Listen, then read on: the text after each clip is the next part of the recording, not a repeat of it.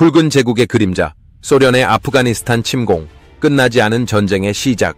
1979년 12월, 한겨울의 차가운 바람이 아프가니스탄 산맥을 휘돌던 그때, 세계는 또 하나의 전환점을 맞이하게 됩니다.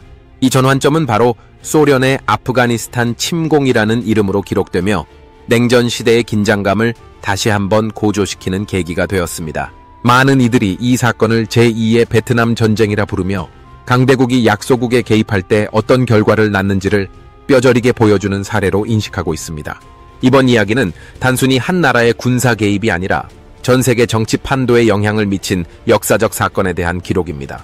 소련의 아프가니스탄 침공은 단순히 군사적 목적만으로 시작된 것이 아니었습니다. 그 배경에는 복잡한 국제 정세와 이념 대립, 그리고 아프가니스탄 내부의 정치 불안이 자리 잡고 있었습니다. 1978년 아프가니스탄에서는 사우르 혁명이라고 불리는 쿠데타가 발생하여 공산주의 성향의 인민민주당이 정권을 장악하게 됩니다. 당시 대통령으로 취임한 누르 무하마드 타라키는 소련과 긴밀한 관계를 맺고 있었지만 내부에서는 그를 반대하는 세력들이 점차 거세졌습니다.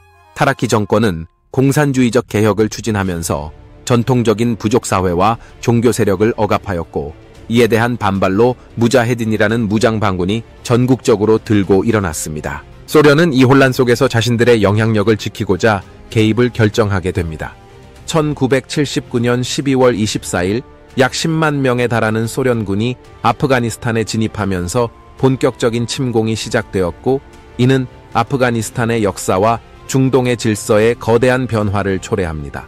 침공 직후 소련은 당시 권력을 잡고 있던 하피줄라 아민 대통령을 제거하고 친소 성향의 바브라크 카르마를 새 지도자로 내세우며 체제를 안정시키려 하였습니다.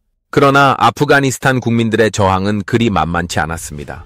무자헤딘은 게릴라 전술을 통해 소련군에 끊임없이 타격을 가하였고, 특히 험준한 지형과 기후는 외부 침략자들에게 큰 어려움을 안겨주었습니다. 미국을 비롯한 서방 국가들, 그리고 중국, 사우디아라비아, 파키스탄 등은 무자헤딘을 지원하며 소련에 맞서는 대리전을 벌이게 됩니다. 특히 미국은 CIA를 통해 사이클론 작전, 오퍼레이션 사이클론을 실시하여 대공무기인 스팅어 미사일 등을 무자헤딘에게 제공하며 소련의 헬리콥터와 전투기를 격추시킬 수 있도록 도왔습니다. 이 무기는 무자헤딘의 전투력에 큰 전환점을 가져다 주었고, 소련군은 더 이상 하늘의 우위를 점할 수 없게 되었습니다. 전쟁은 생각보다 길어졌고 소련은 막대한 인명피해와 경제적 손실을 입게 됩니다.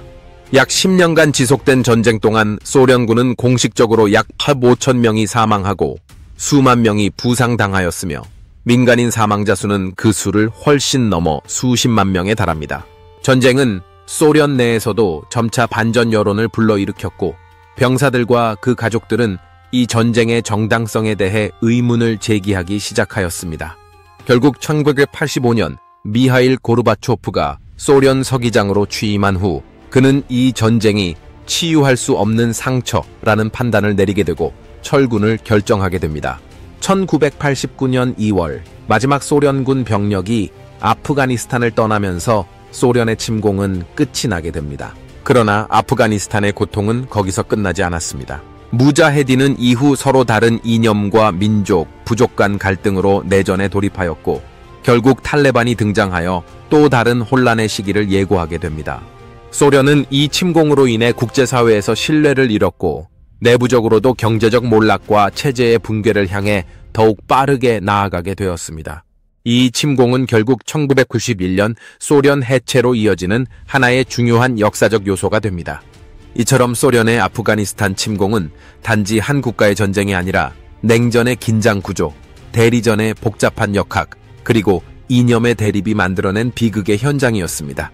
또한 이 전쟁은 외세의 개입이 얼마나 오랜 불안정과 고통을 초래할 수 있는지를 여실히 보여주는 사례로 남게 되었습니다. 아프가니스탄이라는 나라가 지금까지도 지속적인 혼란과 분쟁 속에 있다는 점에서 이 침공이 남긴 상처는 아직도 완전히 치유되지 않은 채 역사 속에 존재하고 있습니다. 소련의 아프가니스탄 침공은 한 나라의 전략적 판단이 어떻게 세계사의 흐름을 바꿀 수 있는지를 상기시켜줍니다. 제국은 자신의 이념과 체제를 유지하기 위해 무력 개입을 감행하였지만 결국 그 제국은 스스로 무너져 내리는 결과를 맞이하게 되었습니다. 이 역사의 교훈은 오늘날에도 유효합니다. 어떤 개입이든 그 이면에는 사람들의 삶과 고통이 존재하며 이를 경시한 행동은 반드시 대가를 치르게 된다는 점을 우리는 잊지 말아야 하겠습니다.